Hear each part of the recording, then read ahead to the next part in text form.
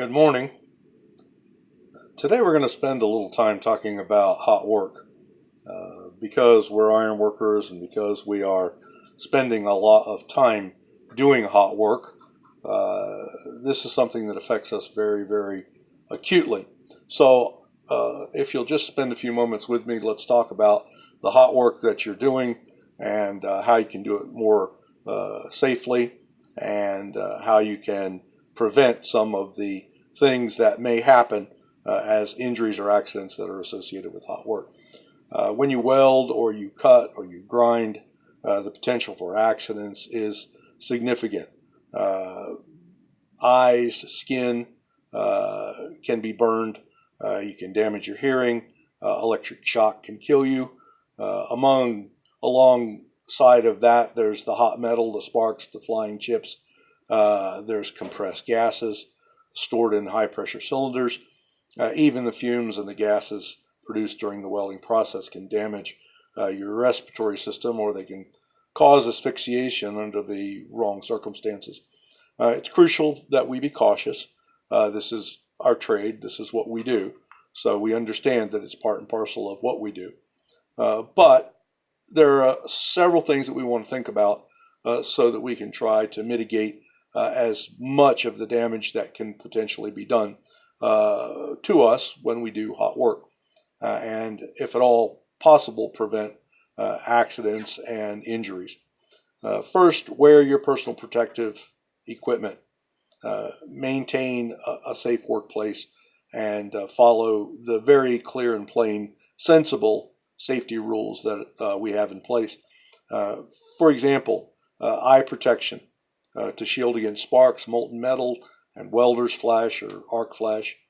Hearing protection, clothes that are made of heat-resistant materials, leather sleeves. We all have these things. We all own them for the most part.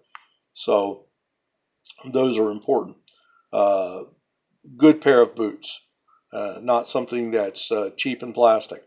Get a decent pair of leather boots and wear those, especially when you're welding.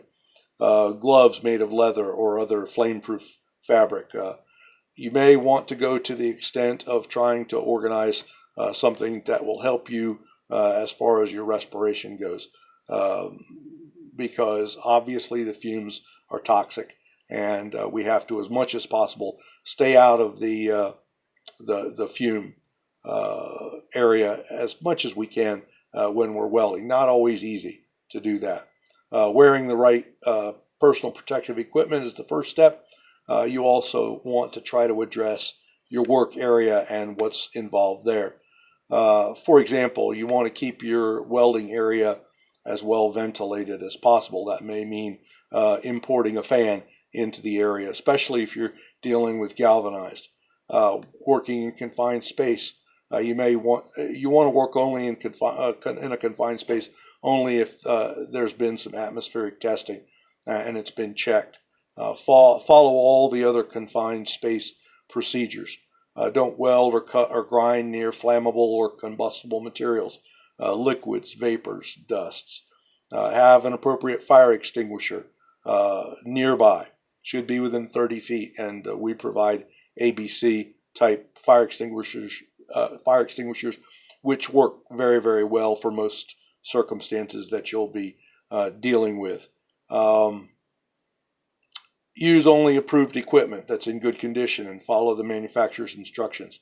Inspect equipment for loose connections, for bare wires, for cables before operating. Make sure the machinery is properly grounded. Pay attention to your leads and make sure that the tears that they inevitably get as we pull lead, make sure that gets taped up with some electrical tape. Handle compressed gas cylinders safely. Follow the proper use and storage procedures for that. Keep the stairways clear of cables and equipment. Try to move stuff out of the path of travel if at all possible. Keep other people a safe distance from welding and cutting operations. Learn first aid techniques for burns, poison inhalation, shock, and eye injuries.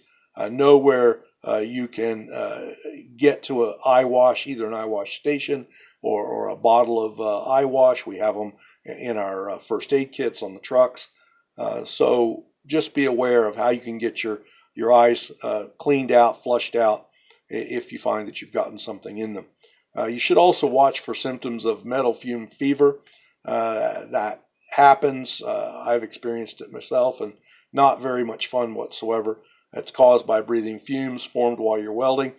Symptoms may include a metallic taste in your mouth, dry nose and throat, weakness, fatigue, joint and muscle pain, fever, chills, and nausea. And notify your supervisor immediately if you're experiencing any of these things, any of these symptoms. Just some things I wanted to pass your direction this morning. I understand that we've got a lot of hot work that we're doing. It's always potentially dangerous, and so I hope that this will be useful to you to point up in your mind the things that you should be considering when you're doing hot work. Thank you for your time. We'll, all being well, talk again.